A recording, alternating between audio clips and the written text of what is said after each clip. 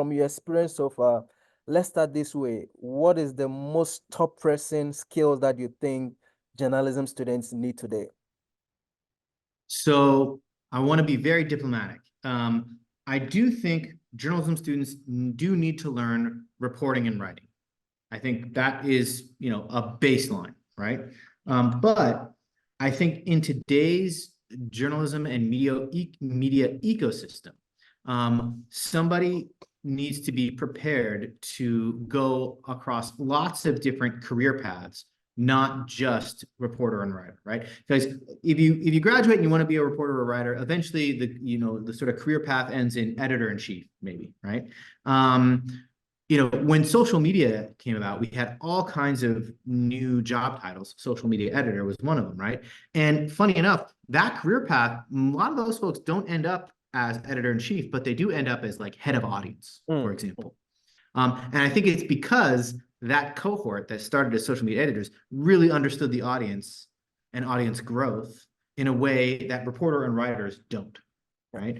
And if you graduate from journalism school and all you know is reporting and writing, then that whole career path is closed to you. Same with product, right? And you could end up as a CTO or a head of product, or there's all kinds of different career equivalents to the editor-in-chief through product, right? Same with revenue, right? So it's not that there's one thing that is right. I do think reporting and writing is integral and important and should be taught, but I think it's important for journalism schools to make sure that journalism students understand these other paths and are aware of what they look like, and at least have a baseline understanding of what it looks like to start to go down those paths. And, if they show a lot of interest, what that could mean for them. Okay. So if I understand you well, you want to establish that the writing and reporting is foundational. I mean, we cannot get away with it, but you want them some sort of blend between those and then the digital media skills. So now, then the question that comes to mind is, how can journalism schools adapt and incorporate or blend these skills and the traditional journalistic reporting style? That's a really good question. And again, one of the reasons why I said I want to be diplomatic is because I want to recognize that, like, that's a lot.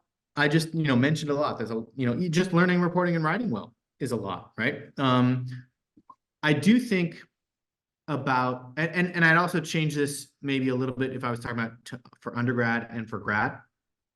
I think for undergrad, it actually makes sense to have like a real baseline across all these different things that I just mentioned, and maybe others, right? Design, for example, or, what we used to call computer-assisted reporting, which might just be, become generative AI reporting or whatever, right? But the point is I think you can actually focus less on reporting and writing, bring that down a little bit, and then cover a lot more bases. Because, and the reason I say that for undergrad is because for most majors for undergrads, it's less about learning that professional trade and much more about becoming a well-rounded person who can follow that trade or other trades and take those skills into other trades, right? Like, not every journalism major in undergrad needs to become a journalism professional. Now, grad students are a little different because typically they are a little bit later in life. They've at least, finished their undergrad usually. And they're a little bit more committed to journalism as a profession, right? I mean, they're usually paying money to go to a specific school to learn the trade. And so I do think you can narrow it a little bit more and maybe pick a few slots and bring it up higher in certain areas. And again, this is where different journalism schools, I think, are going to make different trade-offs. So, for example, I live in Berkeley, California. The Berkeley Journalism School is right by me. And if you want to be a documentary filmmaker, Berkeley is great. It's a fantastic school for documentary filmmakers. But it's very deep on documentary filmmaking, and I don't think it has enough breadth in other areas, right? So it's almost like a specialty school in that respects. Versus there are other schools where maybe they're not as good at training documentary filmmakers, but again, they've got maybe 5 different things that make up for it. So I think journalism schools are really going to have to pick and choose what they teach, and then they're going to have to use that to market, right? Like to market themselves and explain to students what you're going to get. And I do think that there are schools that might pitch themselves as the documentary filmmaking school, and there might be some that pitch themselves as, we will prepare you to have a dynamic career in digital media. And I don't know if the documentary filmmaker school can make the same claim. Hmm. Awesome. That's very great insight. So now, talking about the skills that journalism schools should consider, and I mean, you've worked with various entities, and you know the demands in the industry currently, so far as journalism is concerned. Can you pinpoint some of the crucial things that you think they might consider in their curriculum in terms of incorporating some of these skills, considering the demands of the market today? Yeah. And I'll give you one. In fact, this comes from another great journalism professor at Northwestern, Rochelle, used to say, I'm going to mess up the quote a little bit, but like, I don't need every journalist to be a developer, but I do need them to know how to speak to a developer. Mm. Right. I think it's a really, because, Very you powerful. know, some people don't understand development at all, or what code is and how it works. And so it's like talking to a magician, right? And if you're talking to a magician, you're going to ask the magician for anything. Like, hey, pull the rabbit out of your hat. It's magic. Just do it. Just pull the rabbit out, right? But, that's not how software works, right? It's not magic. It's actually a lot of work, and there's constraints.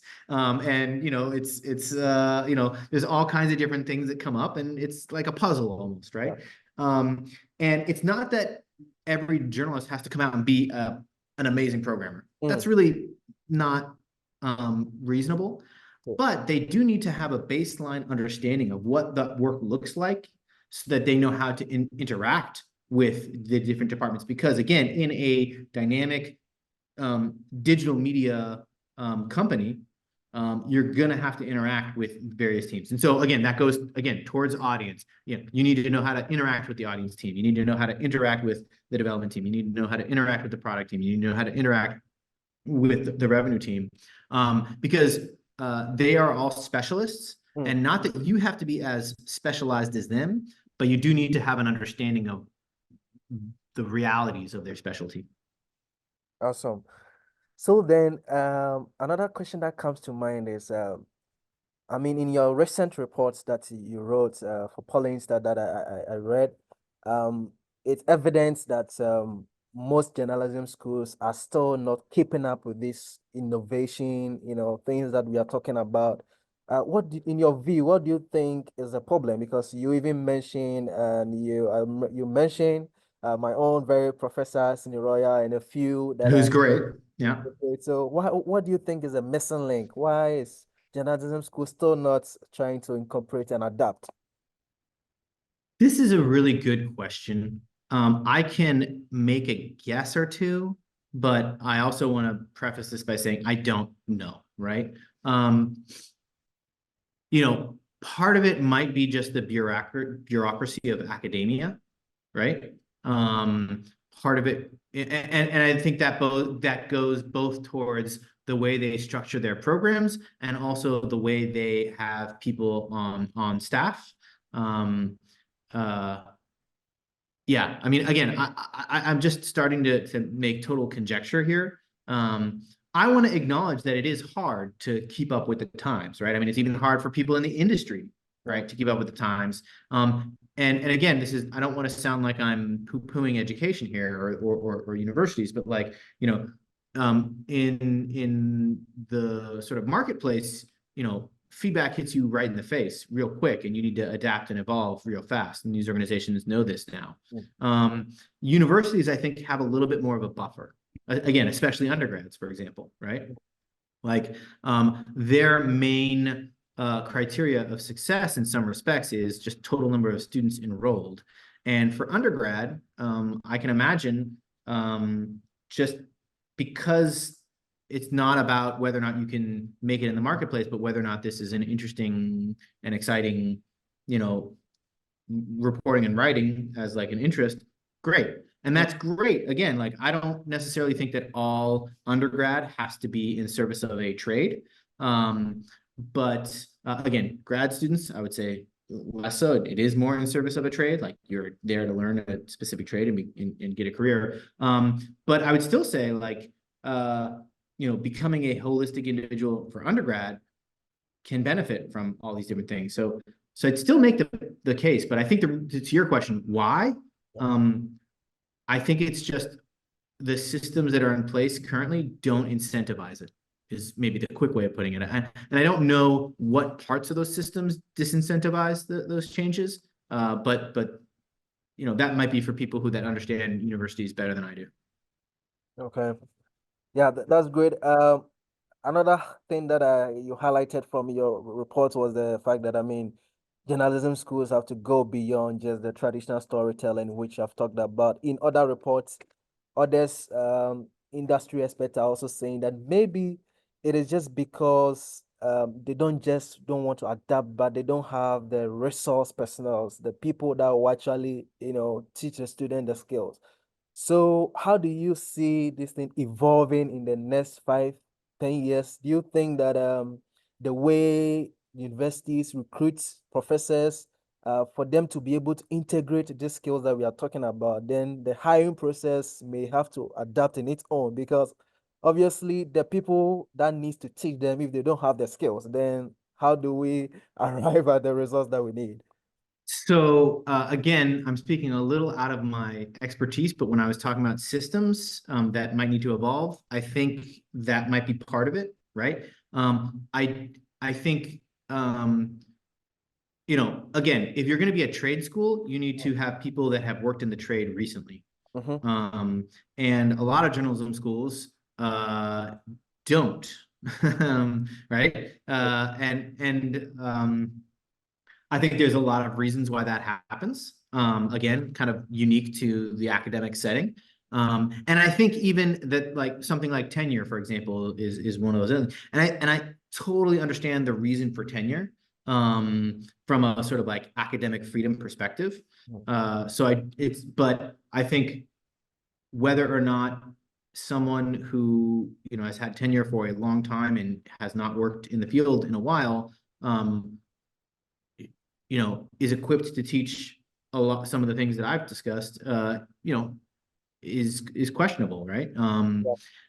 So yeah, again, I think that might be part of it, and I don't know how you solve that, because that's a question that I have never had to tackle or confront in my personal, I don't work for a university, but when I do talk to professors, I do get the sense that internal university, I'll use the word politics, is not easy to navigate. I see. But let's talk about personally. How has your approach to technology and journalism changed over the course of the years, and how do you envision journalism in the next 5 years? Well, so that last one is a big one. I'll start with this. Like, Okay. I consider myself very lucky. I mentioned that I started off as a technology reporter.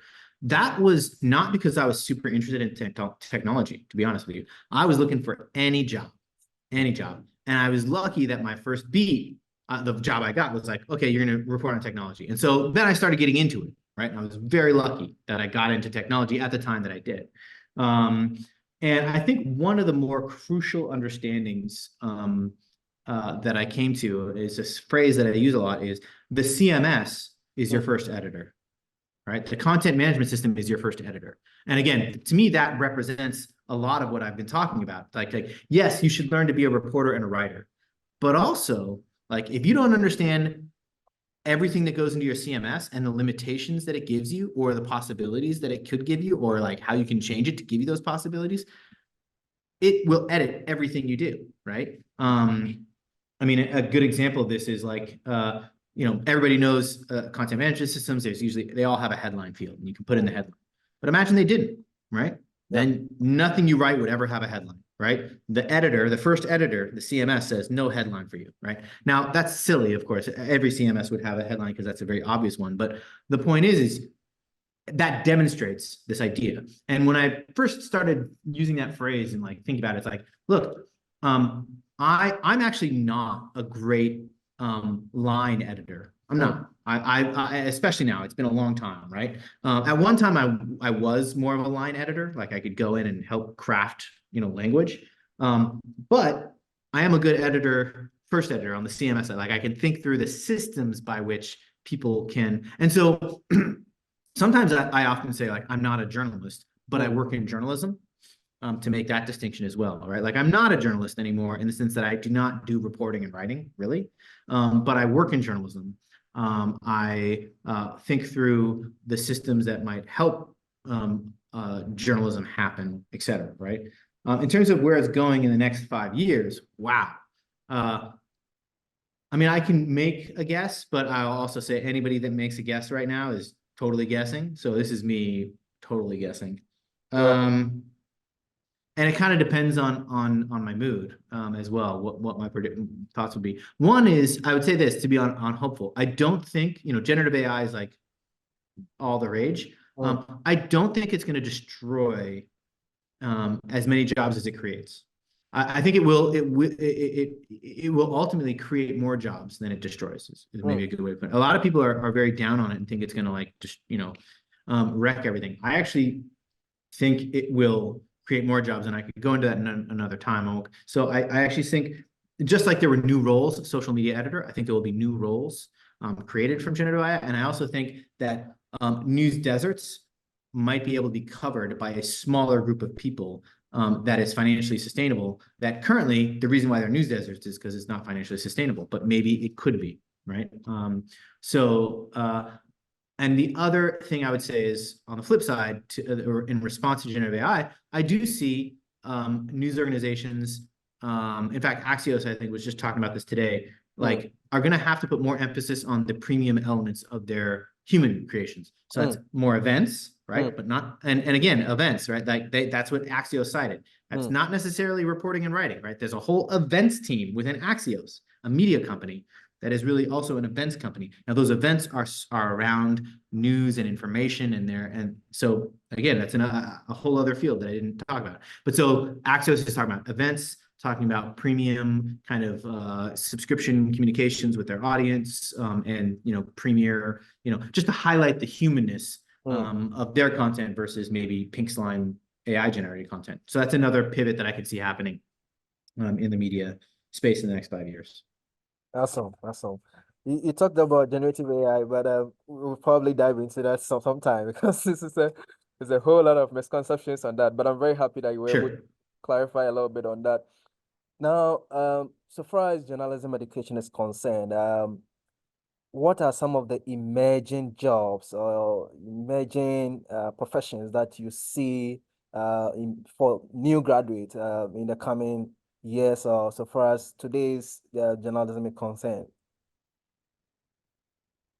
I mean, we've talked about some of them, right? But again, I would say like, if you're graduating, think about what the path might be to, I would say first for someone who's graduating, look at the top titles of where you want to be in like 10 years, and then think about the career path to get there. So again, if you want to be head of audience, the social team might be better than being a reporter. If you want to be editor-in-chief, be a reporter. If you want to be, the head of events, right? Join the events team. The same with if you want to be on the technical side, product team. I just think that, we need to think of media and journalism organizations as entire organizations and not just journalism organizations with some sort of corporate stuff happening in the background. Yeah, that would be my advice. Awesome. Okay, we are just 5 minutes away. I know you have a lot. No, it's fine. And again, because I kept you, so I apologize. Right. So the last thing I want to ask you, because I know you're also keen with mentorship. So whilst I have you here, so far as let's consider graduates. I mean, and even undergrad.